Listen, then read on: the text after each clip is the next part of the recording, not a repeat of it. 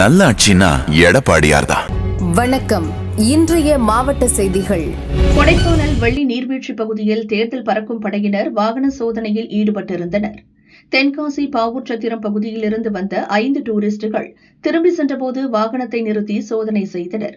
அப்போது அதிலிருந்த டூரிஸ்டுகள் முன்னுக்கு பின் முரணாக பதிலளித்தும் திமிராக பேசினர். சோதனையில் வாகனத்தில் துப்பாக்கி மறைத்து வைக்கப்பட்டிருந்ததைக் கண்டு அதிகாரிகள் அதிர்ச்சியடைந்தனர். உடனே கொடைக்கானல் போலீஸ் ஸ்டேஷனுக்கு தகவல் அளித்தனர். போலீஸ் விசாரணையில் குழந்தைகள் விளையாடும் பொம்மை துப்பாக்கியை திருச்செந்தூரில் தங்கை குழந்தைக்கு வாங்கியதாக தெரிவித்தனர். போலீசார் சோதனையில் அது பொம்மை துப்பாக்கி என்பது உறுதியானது. போலீசார் டூரிஸ்டுகளை எச்சரித்து அனுப்பி வைத்தனர். ஈரோட்டில் தமிழக பாஜக மாநில தலைவர் நயினார் நாகேந்திரன் செய்தியாளர்களை சந்தித்தார். தமிழக தேசிய ஜனநாயக கூட்டணியுடைய தலைவர் வருங்கால முதலமைச்சரான இபிஎஸ் அவர்களும் மற்றும் உங்களுடைய தேசிய தலைவர்கள் நிதின் நபீன் அவர்கள் சாத்தூருக்கு வந்திருந்தார்கள். நாளைக்கு பாரத பிரதமர் நரேந்திர மோடி அவர்கள் கோயம்புத்தூரில் நடைபெறுகிற பிரம்மாண்டமான கூட்டத்தில் அவர்கள் பேசுகிறார்கள். தேசிய ஜனநாயக கூட்டணியை ஆதரித்து ஏற்கனவே 2 தினங்களுக்கு முன்பால் நாகர்கோவிலில் அவர்கள் மிகப்பெரிய ஒரு ரோட் ஷோ நடத்தினார்கள். பாரத பிரதமர் நரேந்திர மோடி அவர்கள் மக்களுடைய எழுச்சியானது மிக பிரம்மாண்டமான முறையில் எதையும் எதிர்பார்க்காத வகையில் மிகப்பெரிய எழுச்சி அந்த ஒவ்வொருடைய முகங்களிலும் பார்க்க முடிந்தது. அதுமாதிரி 19ஆம் தேதி நமது உள்துறை அமைச்சர் அமித்ஷாஜி அவர்கள் நமது மொடக்குறிச்சி தொகுதியில் ரோட் ஷோ நடத்த இருக்கிறார்கள். சிவகிரி பகுதியில் மிகப்பெரிய மாற்றங்கள் ஏற்பட்டிருக்கிறது. நாட்டில் நடைபெறுகிற கஞ்சா போதைப்பொருள் பழக்கங்கள் முற்றிலுமாக அகற்றப்பட வேண்டும் என்று பெரும்பான்மையான பெண்கள் அல்ல, அனைத்து பெண்களுமே விரும்புகிறார்கள். நேற்று சாத்தூரிலே பரப்புரையில் ஈடுபட்ட போது ஒரு பெண் சொல்கிறார், ஐயா எங்களுக்கு காசு வேண்டாம், பணம் வேண்டாம், இந்த கஞ்சாவையும் இந்த டாஸ்மாக் கடை நிப்பாட்டினாலே போதும் அப்படிங்கிறாங்க. இது நடந்த உண்மை விஷயம். இது பெண்களுக்கு அவ்வளவு தூரம் இன்னைக்கு இருக்கிறாங்க.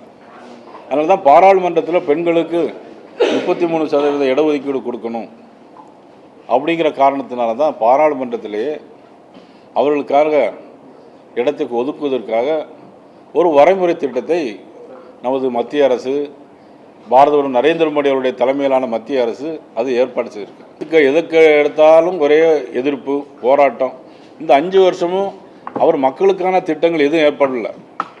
தன்னுடைய மக்கள் வசதி ஒரு பக்கம், அப்புறம் எந்த காரியத்தை எடுத்தாலும் மத்திய அரசுக்கு எதிர்ப்பு, எங்களுக்கும் டில்லிக்கும் போட்டி, இதே தான் சொல்லிட்டு இருப்பாங்க.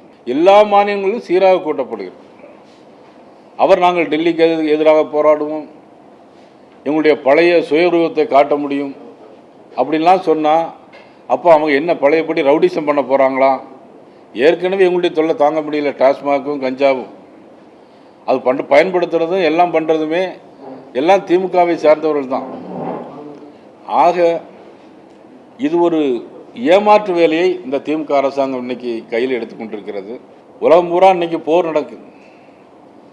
ஈரான், ஈராக் எல்லாம், அமெரிக்கா, இஸ்ரேல் இன்னைக்கு போர் நடக்குது.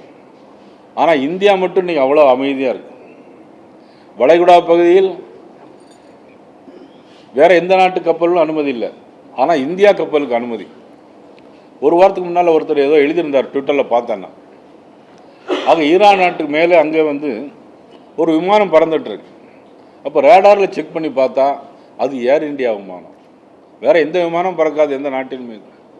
அவ்வளோ பெரிய வலிமையான ஒரு தலைவரை, ஒரு பாரத பிரதமரை நம்ம பெற்றிருக்கிற இந்த காலகட்டத்தில் மத்திய அரசோடு ஒரு மோதல் போக்கு இல்லாமல் மக்களுக்கான திட்டங்களை பெற்று மக்களுக்கு கொடுப்பது தான் ஒரு மக்களாட்சி தத்துவத்தினுடைய முதலமைச்சருக்கு கடமை. இப்பொழுது போட்டி தேசிய ஜனநாயக கூட்டணிக்கும் திமுகவுக்கு எங்களுக்கு தான் போட்டி. இதில் யார் தேர்தல் அறிக்கை வெளியிட்டாலும் எங்களுக்கு அதை பற்றி ஒன்றும் கவலை இல்லை. ஏன்னா ஆளுங்கட்சியாக வரக்கூடியவங்க தான் அதை பற்றி நாங்கள் தான் கவலைப்படணும். ஆளுங்கட்சியாக வரக்கூட முடியாதவங்க எது வேணாலும் சொல்லலாம். திண்டுக்கல் மாவட்டம் வத்தலகுண்டு பகுதியில் வங்கி செக் போன்று அச்சடிக்கப்பட்ட 2000 ரூபாய், 10,000 ரூபாய் போலி செக் ஸ்லிப்புகள் இரவோடு இரவாக அதிமுகவினர் விநியோகம் செய்ததாக தேர்தல் பறக்கும் படை அதிகாரிகளுக்கு தகவல் கிடைத்தது. போலி செக் ஸ்லிப் விநியோகம் செய்த பகுதிகளில் தேர்தல் பறக்கும் படை அதிகாரிகள் வீடு வீடாக சென்று விசாரணை செய்தனர். அந்த பகுதி பொதுமக்கள் மற்றும் வாக்காளர்களிடம் தேர்தல் பறக்கும் படை அதிகாரிகள் ஸ்லிப் வழங்கியது யார், எதற்காக ஸ்லிப் வழங்கப்பட்டது என விசாரணை நடத்தினர். அதிமுகவினர் வழங்கிய போலி செக் ஸ்லிப்பில் இரட்டை இலை சின்னம் மற்றும் அதிமுக தலைமையிலான தேசிய ஜனநாயக கூட்டணி எனவும், காசோலையில் பெயர் எழுதும் இடத்தில் தமிழக குடும்பங்கள் அனைவருக்கும் எனவும் 2/6/2026 என தேதியிட்டு குறிப்பிடப்பட்டு வழங்கப்பட்டிருந்தது. வங்கி பெயர் குறிப்பிடாமல் தயாரிக்கப்பட்டுள்ள போலி செக் ஸ்லிப்பின் பின்பகுதியில் பழனிசாமி, ஜெயலலிதா, எம்ஜிஆர் படங்களுடன் நல்லாட்சினா எடப்பாடிதான், வாக்களிப்பீர் இரட்டை இலை சின்னத்திற்கு என அச்சிடப்பட்டுள்ளது. தேர்தல் நடத்தை விதிகளை மீறி போலி ஸ்லிப் விநியோகம் செய்த அதிமுகவினர் மீது நடவடிக்கை எடுக்க வேண்டும் என திமுகவினர் தேர்தல் கமிஷனில் புகார் அளித்துள்ளனர்.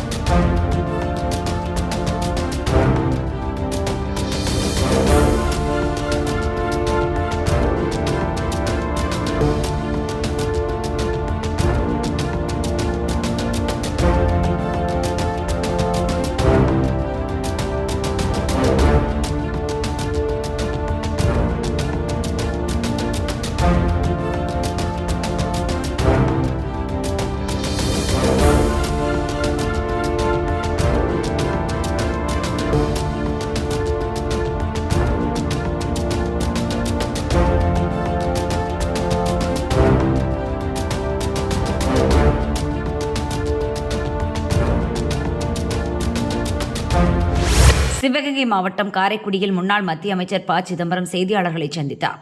பெண்களுக்கு ஒதுக்கீடு என்பது 2023 செப்டம்பர் மாதத்திலேயே நிறைவேற்றியாகிவிட்டது. அதை முதல்ல எழுதணும், எல்லாரும் புரிந்து கொள்ளணும். 543 இடங்கள் உள்ள மக்களவையில் 1/3 பங்கு, அதாவது 181 இடங்கள் பெண்களுக்கு ஒதுக்கப்படும் என்று அரசியல் சாசன திருத்த மசோதா நிறைவேற்றப்பட்டு அரசியல் சாசன 106வது திருத்தச் சட்டம் அமலாகிவிட்டது. அதை நாடாளுமன்றம் நிறைவேற்றி 30 மாதங்கள் கழித்து நேற்று அதை அமலுக்கு கொண்டு வந்தார்கள். அதனால பெண்களுக்கு ஒதுக்கீடு என்பது பிரச்சனையே கிடையாது. சும்மா ஒரு பொய்யை சொல்றாங்க, பெண்களுக்கு ஒதுக்கீடு பெண்களுக்கு ஒதுக்கீடுன்னு. பெண்களுக்கு ஒதுக்கீடு ஏற்கனவே செய்தாகிவிட்டது. எல்லா மாநிலங்களுக்கும் இடங்கள் கூடுதே, ஏன் நீங்க வருத்தப்படுறீங்க, ஏன் கோபப்படுறீங்க? தமிழ்நாடு உதாரணத்துக்கு 39லேருந்து 48 ஆயிடுமே அப்படின்னு ஒரு புதுக்கரடிய. இது உண்மைதான். நீங்க இந்த அரசியல் சாசன திருத்த மசோதாவை மட்டும் பார்த்தால் அது 39 என்பது 58 ஆகும் என்பது உண்மைதான். ஆனால் அது ஒரு மாயை. அடுத்த மசோதா டீலிமிட்டேஷன் பில், மறுசீரமைப்பு சட்டம். அந்த மறுசீரமைப்பு சட்டம் என்ன சொல்கிறது என்றால், மக்கள் தொகை அடிப்படையில் தான் ஒவ்வொரு மாநிலத்துக்கும் உள்ள இடங்களை ஒதுக்க வேண்டும். இப்போ 543ல் இடம் ஒதுக்கியாச்சு, அது 1971லேயே ஒதுக்கியாச்சு.